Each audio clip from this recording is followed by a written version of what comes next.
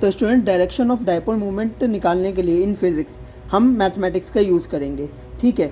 तो हमने क्या किया, दो चार्जेस ले लिए Q1 Q2, ओरिजिन से इनका डिस्प्लेसमेंट R1 R2 है और इन दोनों के बीच का जो डिस्टेंस है वो R होगा और इस डायरेक्शन में, ठीक है, ये है R12 कैप और ऊपर की डायरेक्शन R21 कैप है, ठीक है। और जो डिस्टेंस होगा इन दोनों के बीच में या फिर यहाँ पॉजिटिव टू नेगेटिव का जो वेक्टर होगा वो होगा R12, ठीक है। और इसका मैग्नीट्यूड इन दोनों के बीच का डिस्टेंस हो जाएगा। सिमिलरली जो R21 होगा, ठीक है, उसका जो मैग्नीट्यूड होगा वो R12 के मैग्नीट्यूड के इक्वल होगा और इसको हमने R ले लिया, इन दोनों के बीच का डिस्टेंस, ठीक है। तो अब यहाँ पर क्या है, जो Q1 है वो पॉजिटिव चार्ज है, Q2 जो है वो नेगेटिव चार्ज है। तो जो इलेक्ट्रिक डायपोल मूवमेंट होती है वो P से डिनोट की जाती है, ऊपर वेक्टर का साइन है। तो इस चार्ज की मूवमेंट कितनी होगी, इस चार्ज की मूवमेंट होगी R1 Q1, ठीक है। सिमिलरली प्लस दूसरे चार्ज की मूवमेंट क्या होगी R2 Q2, ठीक है। इन दोनों को ऐड करेंगे तो हमें डायपोल मूवमेंट मिल जाएगी इस सिस्टम के थ्रू, ठीक है।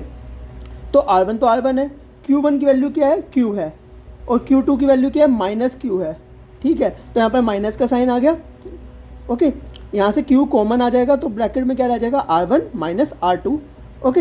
अब R1 माइनस R2 हम यहाँ से चेक कर सकते हैं, जैसे कि अगर हम ये वाली डायरेक्शन लेंगे नीचे की तरफ R12 की डायरेक्शन, ठीक है, तो हम क्या कह सकते हैं R1 plus R12 is equal to में R2, ठीक है। वेक्टर लॉ को फॉलो करते हुए हम ऐसे लिख सकते हैं। तो यहाँ से R12 की वैल्यू आएगी R2 माइनस R1, ओके। और हमें पता है ये डायरेक्शन जो है नीचे की तरफ ये है R12 डायरेक्शन, तो ऊपर की तरफ जो डायरेक्शन हो जाएगी R21 हो जाएगी। तो इसलिए हम कह सकते हैं vector R21 is equal to में minus of vector R12, okay. और वेक्टर R21 को हम कैसे लिख सकते हैं, R21 cap into magnitude of R21, okay.